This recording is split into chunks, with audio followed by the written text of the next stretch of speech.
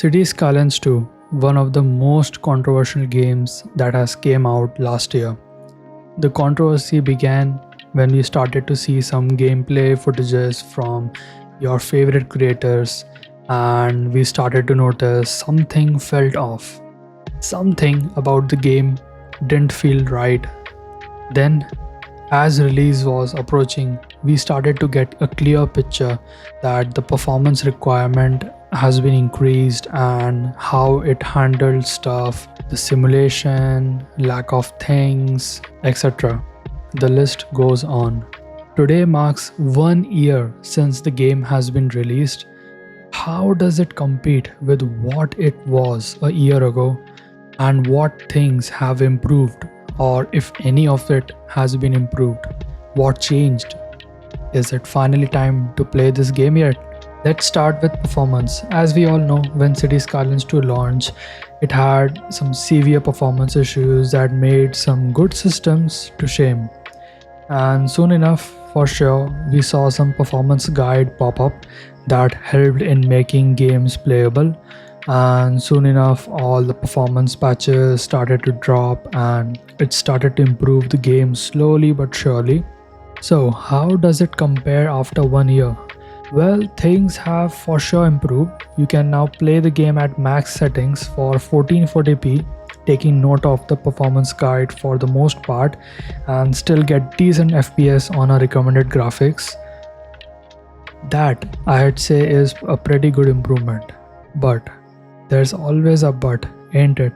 So the same problem of stutters is still there if you are on such high graphics on high population scenarios. Like for me in this 140k city, panning here and there at 1440p medium high setting on my beefy machine still causes stutters and frame drops.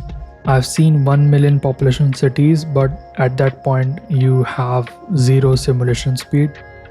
In short, the performance has definitely improved since past year, but still is a long way to go for people who don't have the ultimate high-end specs available.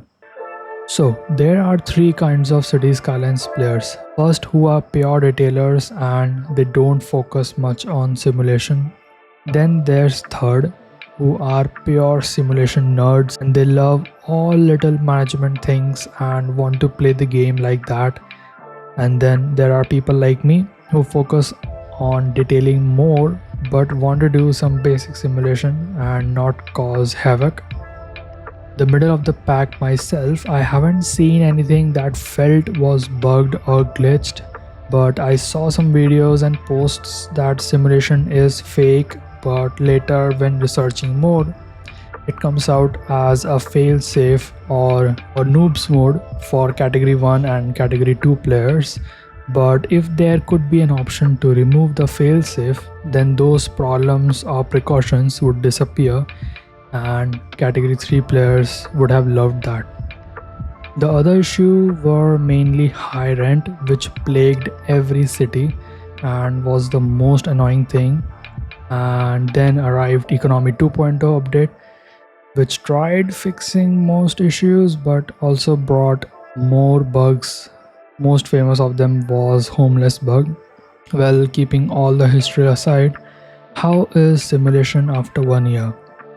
Being in middle of the pack, I think the simulation is a tad better than past year, but it surely has brought up more bugs trying to fix other things. We still have yet to receive any new patch update or any new update, so nothing major of some sorts, I think. But it wasn't just the performance of simulation that started all the critical reviews. The gameplay also contributed in it. The game was marketed that the milestone and progressions and how development tree is structured. Every cities would look different and unique. Well, that was true for some time until the lack of assets and lack of things that were there in Cities Skylines 1 started to hit. Basic things like proper industry or parks or policies etc. were missing from the game.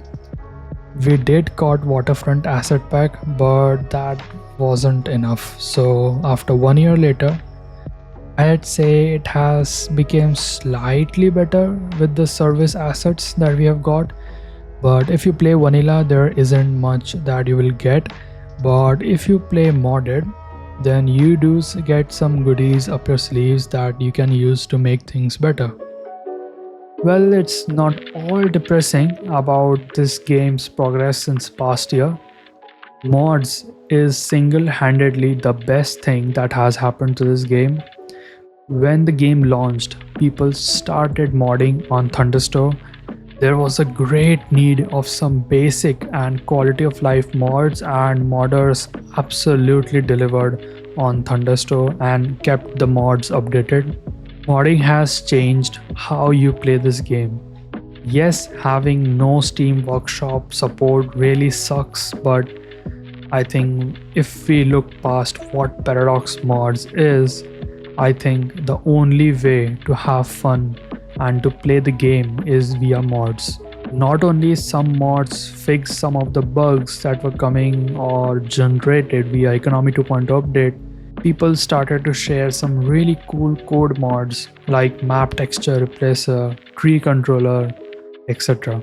And also sharing some cool decals and surfaces which you can use to detail your city. Take a look at these examples from Sully,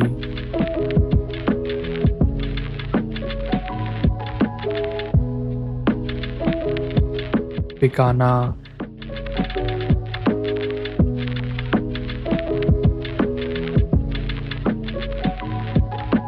and my creations using mods.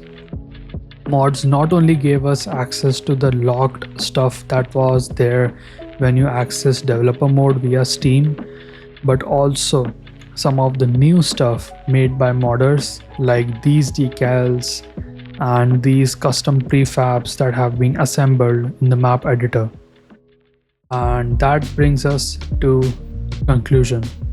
Well, Finland trip happened for big creators and modders, and the general outcome of everyone was that things are looking on the positive side for the future, with Colossal Order focusing on asset editor first.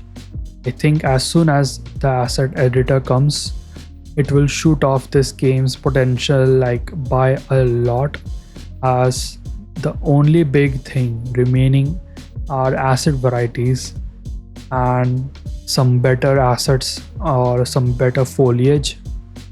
But all of this is for the future, and as a human said, never buy something based on a future promise for features. Buy it for what it is right now.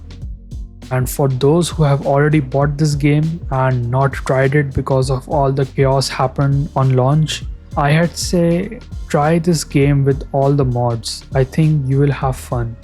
Yes, there are still some annoying simulation bugs, but if you are from the category 1 or 2, I think you will have a great time now.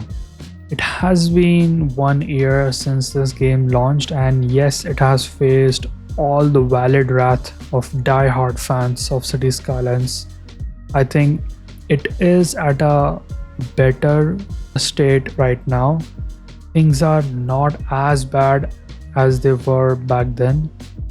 Yes, the same things still are lacking, like asset variety or full-fledged industries or much better simulation that we all loved from the first game, and working props, etc.